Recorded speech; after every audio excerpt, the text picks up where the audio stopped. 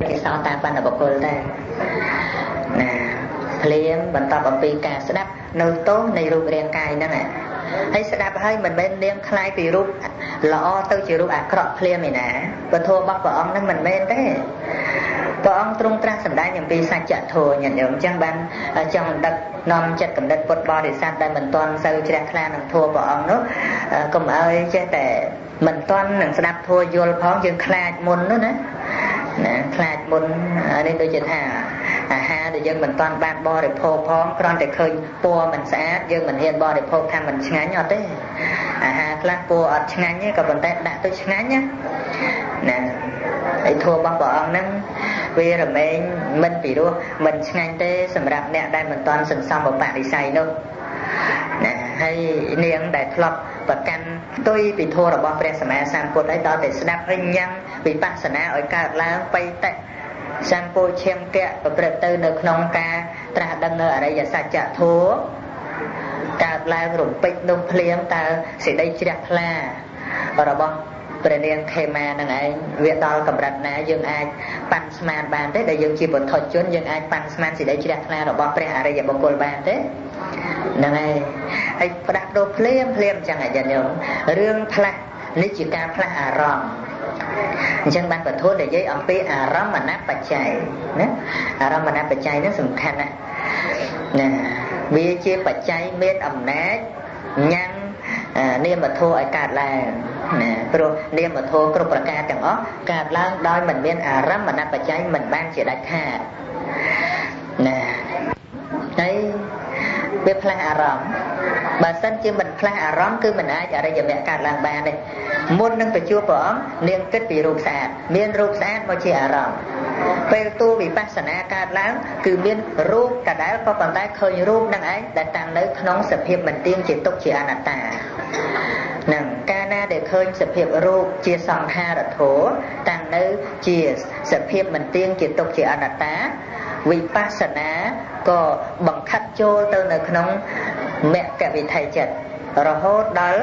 មានបរិកម្មអនុលោមឧបចារៈអនុលោមគោត្រភូដែលជាចិត្តឆ្លងជាតិពីកាមាវចរៈចូលទៅក្នុងផៅពងនៃអរិយៈមានព្រះនិព្វានជាអារម្មណ៍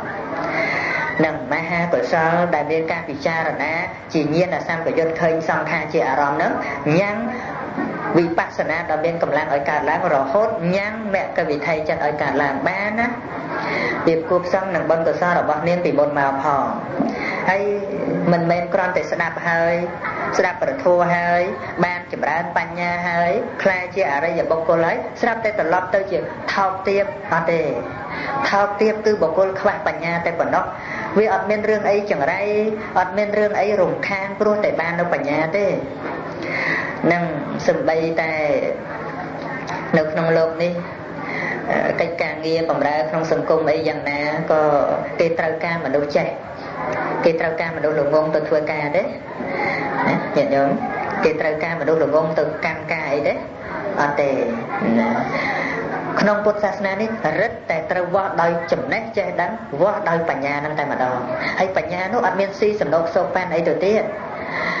ចំណេះដឹងក្នុងលោកអីរៀនសូត្រចេះដឹងអីអាចមានចំណេះឲ្យរកការងារមិនបានធ្វើឬក៏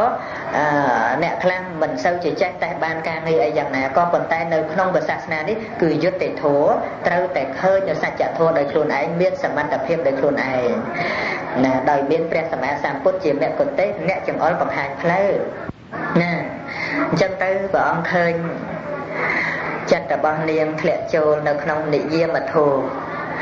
ជាធម៌ដែលទៀងតែបាននៅផលដែលសម្ដៅដល់មគ្គចិត្តជាសោតាបត្តមគ្គដែលទៀងតែនឹងបាននៅអរិយផលទៅជាព្រះអរិយបុគ្គលថ្នាក់សោតាបាននឹងព្រះអង្គទ្រង់ត្រាស់សម្ដែងថារូបក្តៅកាហាយនឹងតើក្តៅកាហាយដោយប្រការណាក្តៅកាហាយដោយចាស់ទ្រុឌទ្រោមក្រំគ្រាមានរោគច្រើនឃើញទេណាចាំមែនទេរូបកាយហ្នឹងណាហើយឈឺហ្នឹងឈឺញាតញោមឬក៏រូបឈឺអញ្ចឹងយើងលែងឆ្ងល់លែងឆ្ងល់ថាខ្ញុំនឹងមិនក៏ឈឺច្រើនម្ល៉េះណាមិនក៏វាចិត្តតែញ័រ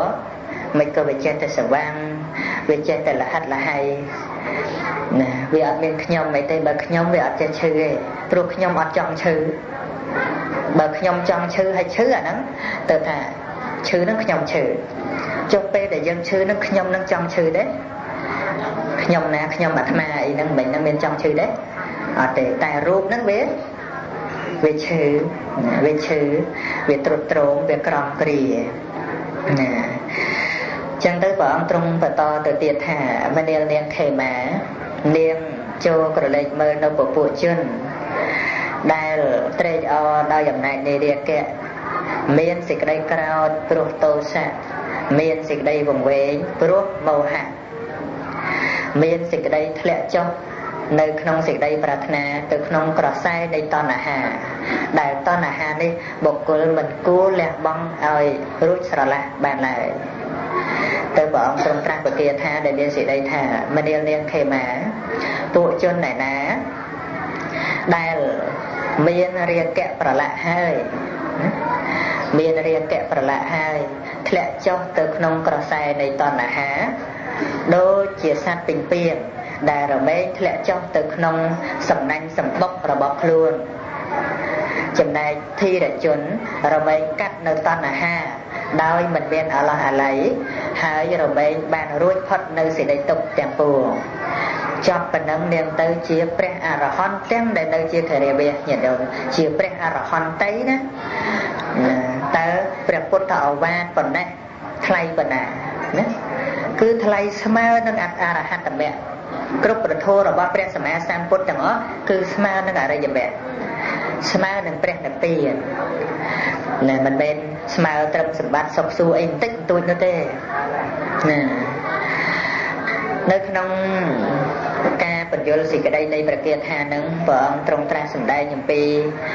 bộ chôn đại lệ cho nơi trong cỏ sai đây to là há đại priệp đôi chia sát bình pieng đại rồi mấy lệ cho từ trong sầm bọc đại về phơi đời luôn ai nơi trong ca phơi sầm bọc rồi bao sát bình pieng là ấy vì tay tình chặt phơi sầm nành chỉ riêng môi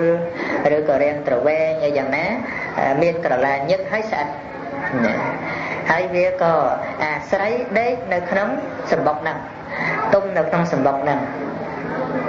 hay pena để miền sạch ở tây pena để miền sạch ở tây hai từ ba chỉ sạch mua sạch rồi là bao cần tung rồi ấy dạng nè từ ba với rồi bên nhô xài cả là nhô xài tình pieng nó đăng thả miền sạch mà cho con việc stop dạng lướt từ cắn từ lạnh để vô nút hãy chắp sạch để cho nút rung đôi sờ say rồi bao biết bật thêm được tiền đại sờ say nút trên nhà pi khuôn viên đằng này về để rung cho hãy có việc dùng một việc tham bên chỉ chịu vô rồi chiết chả thấy có từ đây sầm ngâm nơi mặt hàng nè ta sầm bọc chỉ bình phiên cứ chia vậy nơi không cam chẳng lại đây bằng ca là nơi khăn tập bàn giờ cả đi đôi chia sạt bình phiên đại phơ sầm bọc chặt khâu bà sa chia ti asai nơi chặt khâu bình nhiên sao tạ bà sa chia ti asai nơi sao tạ bình nhiên nè khiên là bà sa chia ti asai nơi khiên là bình nhiên chư bà ha bà sa chia ti asai nơi chư bà ha bình nhiên ca dạ bà sa chia ti asai nơi ca dạ bình nhiên hai vía chỉ thuê đây vì thầy chất tam chạ cổ thuế tam sao tạ thuế tam khiên là thuế tam chiêu và hà thuế tam ca và thuế phòng nước vật thọ đại chỉ chạ kho vật thọ rất là chạ kho thuế sao tạ thuế rồi bọn nó tìm mùi đấy nó nhìn ông lọc sạch sáng sẽ bài bàn tới chạ kho thuế có chạ kho vật thọ có cứ chạ kho vật sạch năng ai còn thà cả na dân để dây thà chạ kho vật thọ về nó cứ này giấy xong và ráp tay chỉ ti sấy này chạ kho bình nhiên tại phần đó nè hay cả na dân để dây thà chạ kho vật sát cứ này giấy nó sạch việc khla này mà ha phu từ rút đại cô bạc túc năng rút bà rong cả na để dây là chạ kho thuế việc chỉ thuế đấy chạ kho thuế là vì thầy chất rồi hốt đo từ sai sắp của mùi đua mày đâu nè không thuế thì mùi đằng ca na rồi bóc cứ chạ khẩu sao tạ thiên nè chư bà ha cài đi việc cạt láng cứ cạt láng ở bì cam chia bà cháy đại bên to là ha chia xài nè sẽ cái đây ở bà mẹ tư nừng sầm bóc bình pieng nước bàn đó ភ្នែកទៅជាចំហអណ្ដាតកាយនេះឯងជាសម្បុកនៃពេញពៀងណាកាលណាវាកើតឡើងយ៉ាងនេះយើងអាចហៅមួយយ៉ាងទៀតហៅថាអាយតនៈខាងក្នុងចឹងមែនទេញាតិញោមស្ដាប់បានទេអាយតនៈខាងក្នុងស្អីគេភ្នែកទៅជាចំហអណ្ដាតកាយថែមចិត្តមួយទៀតក៏ប៉ុន្តែត្រឹមនេះនិយាយត្រឹម5នេះប៉ុណ្ណោះណាហើយអ្វីដែលប្រៀបធៀបទៅនឹងសត្វនោះញាតិញោមស្អីដែលប្រៀបធៀបទៅនឹងសត្វហើយជាប់អាចនឹកឃើញទេណាអាយតនៈខាងក្រៅណាកាលណាវាហៅមកបុកពីទៀងពឹបសម្បុកនឹងពឹបណាសម្បុកហ្នឹងគឺអាយតនៈខាងក្នុងណាហើយស្អីដឹងចិត្តដឹងហ្នឹងគឺដូចជាពីទៀងហ្នឹងអញ្ចឹងណាពីទៀងហ្នឹងក៏វាដឹងថាមានសត្វមកប៉ះហើយណាដូច្នេះសម្បុកមានដឹងទេសម្បុកណាសម្បុកមានដឹងថាពីទៀងប៉ះទេមានដឹងថាសត្វមកប៉ះទេសម្បុកអត់បានដឹងទេណាដូច្នេះភ្នែកទៅជាចំហអណ្ដាតកាយអត់មានដឹងអីទាំងអស់ជារូបវត្ថុណារូបបដិលក្ខណៈគឺមានសភាពបែកធ្លាយជាធម្មតាណាប៉ុន្តែអ្វីដែលដឹងគឺនាមវត្ថុគឺចិត្តនិងចេតសិកតែប៉ុណ្ណោះណាអញ្ចឹងទៅលោកបញ្យល់តទៅទៀតថាសូម្បីតែចិត្តដែលជាប្រធានក្នុងទីនេះជាប្រធាននៃធម៌ទាំងពួងក៏ប៉ុន្តែណាចិត្តនៅឯងគឺត្រូវបានតណ្ហាដែលជាខ្សែតាក់តែងឡើងណាដើម្បីឲ្យស្ទុះទៅកាន់អារម្មណ៍ផ្សេងណាបើអត់មានតណ្ហាជាគ្រឿងដឹកនាំទេមានការជ្រួលច្បល់ស្ទុះទៅកាន់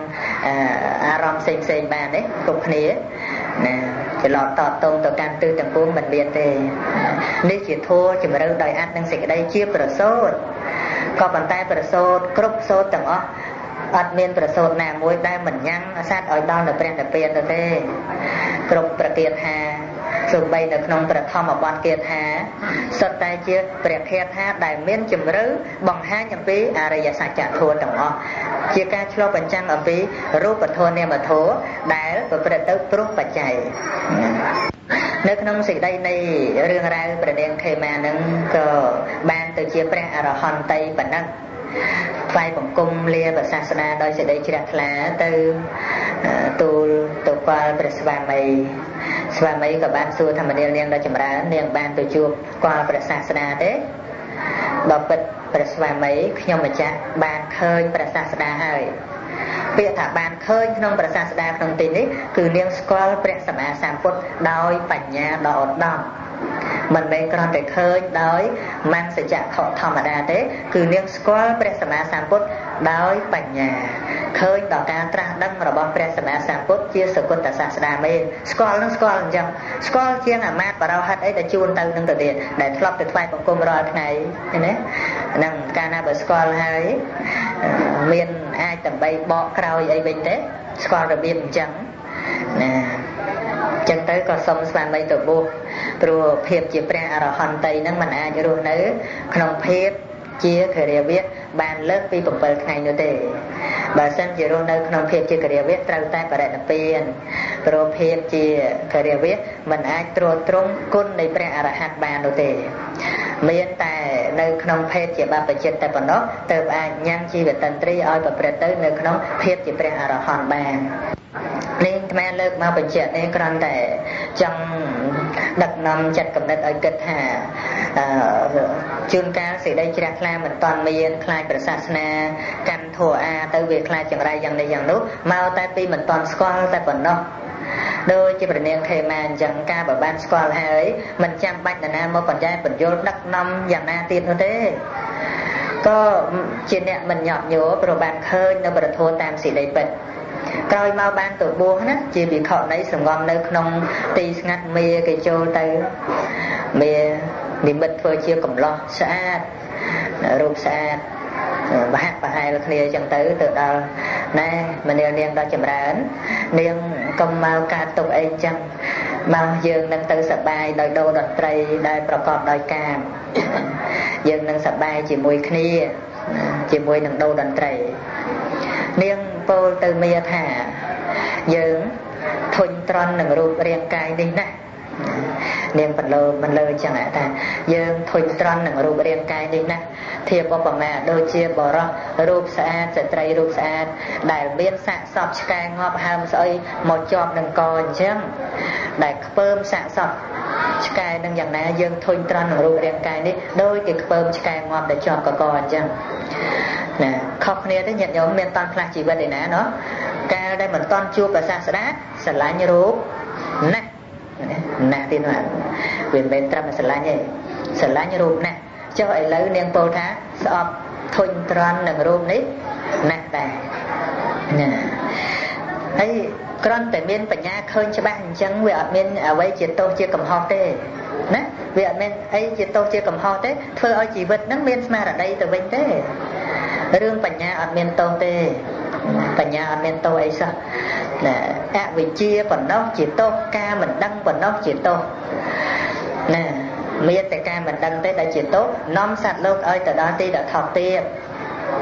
ណាគ្រប់ព្រះអរហន្តដោយច្រើននោះ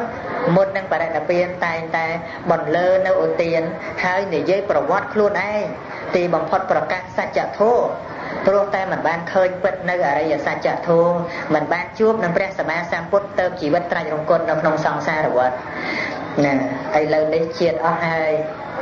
សេចក្តីស្លាប់ក៏មិនមានប្រកបដល់យើងទៀតឡើយជាតិនេះក៏ជាជាតិទីបំផុតរបស់យើងពោលដោយសេចក្តីជ្រះថ្លាដូចជាបុគ្គលដែលរួចអំពីគុកមិនអាឡ័យចូលគុកវិញដូចជាបុគ្គលដែលរួចពីអសិរពិសមិនចង់ទៅជួបអសិរពិសវិញអញ្ចឹងណាអ្នកដែលរួចចាកផុតទុក្ខហ្នឹងអញ្ចឹងយើងពិចារណាស្ដាប់ព្រះធម៌ឲ្យច្រើនទៅជ្រះថ្លាញាតិញោមជ្រះថ្លាណាដូចជាការដែលមិនតាន់បានដឹងទៅធម៌កន្លែងហ្នឹងថ្ងៃនេះនិយាយចូលក្នុងធម៌ជ្រៅបន្តិចហ្នឹងដោយការពីថ្ងៃស្លាប់ថ្ងៃ7ថ្ងៃអីអាត្មាក៏សម្ដែងពី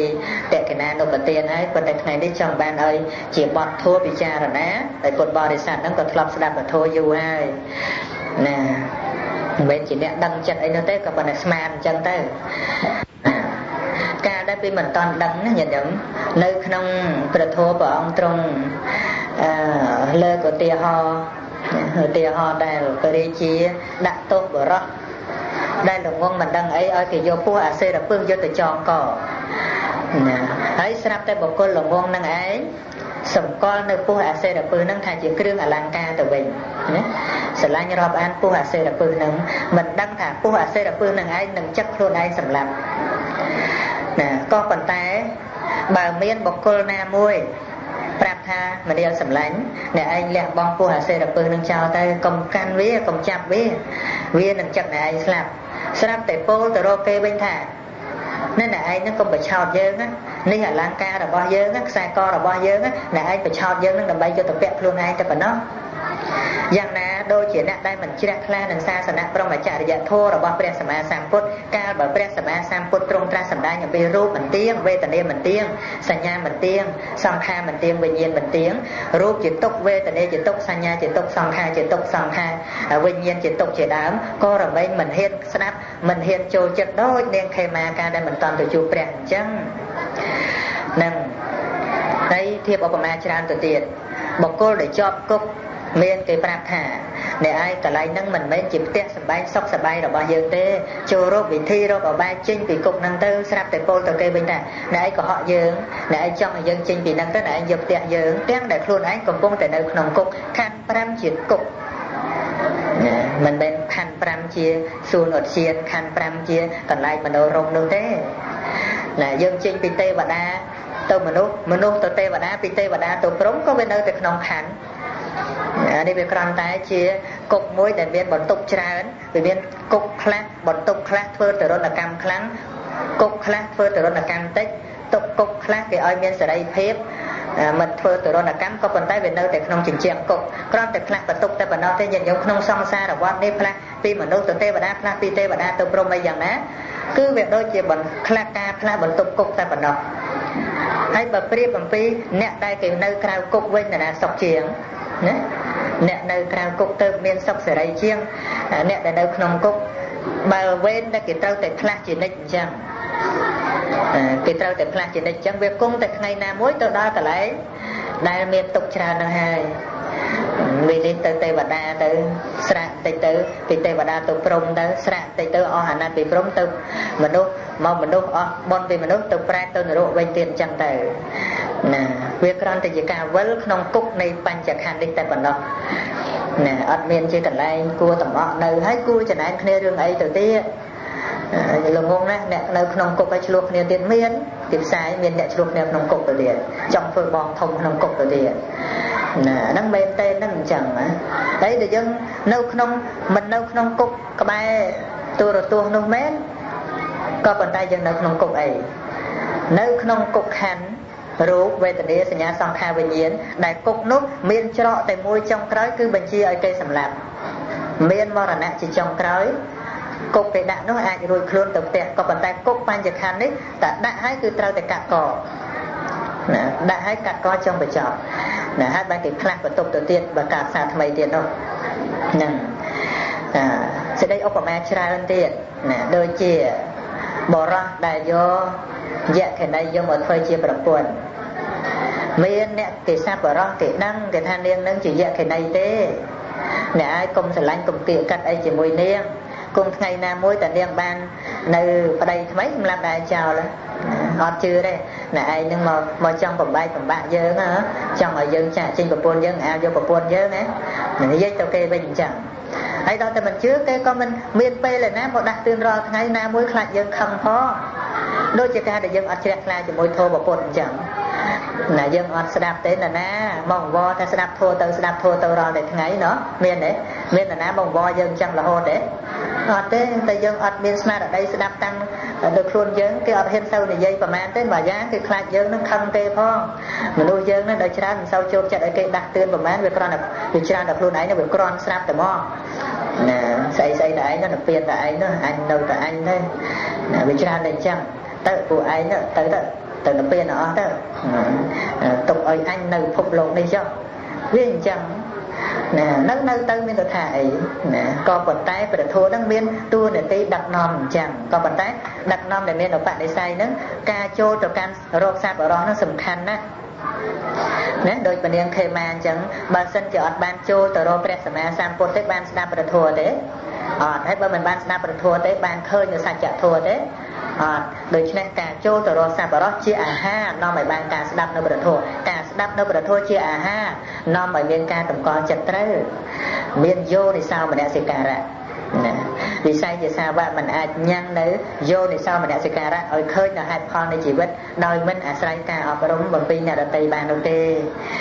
ណាអបាលនាងខេមាញាតិញោមអីបុណ្យមួយអសង្ខ័យហើយមួយសែនកាប់ទៀតបុណ្យស្មើនឹងព្រះសិរីបុត្រព្រះមហាមោគលានឃើញទេនៅអត់ចង់ទៅជួបព្រះហើយយើងប្រហែលនាងខេមាដែរ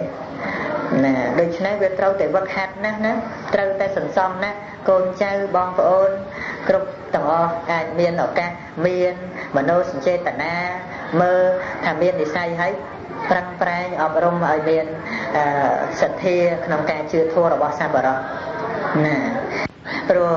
សទ្ធានេះមិនងាយកើតឡើងបាននោះឡើយជារបស់ក្រហ្នឹងហើយប្រហែលនាងខេមានឹងហើយក៏ដោយបើមិនបានចូលទៅជួបព្រះពុទ្ធគឺថាអត់បានជាដាច់ខាតឬក៏ជួបសាវកណាមួយបើមិនបានទៅជួបព្រះអង្គផ្ទាល់ក៏ត្រូវទៅជួបសាវកណាមួយដូចជាព្រះសិរីបុត្រព្រះមហាមោគលានមុននឹងជួបព្រះអង្គជួបអសច្ចិបានស្ដាប់ពធយេធម្មយហេតបពវា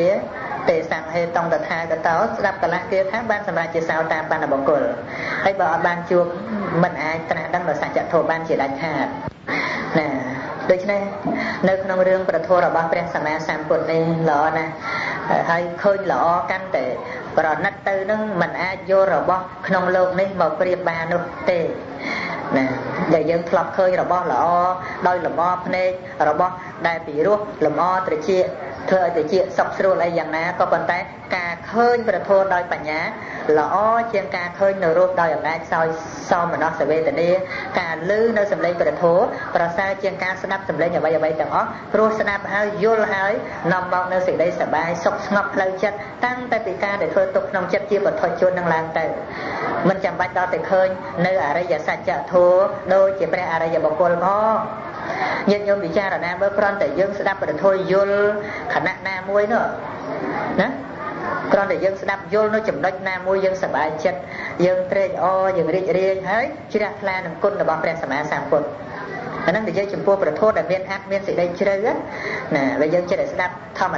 តាអប់រំសង្គមអីធម្មតាយើងមិនតាន់ឃើញលំអនៃប្រធមទេឃើញដល់ធម៌ដែលកើតព្រោះបច្ច័យមួយតាក់ទងគ្នាអីយ៉ាងណា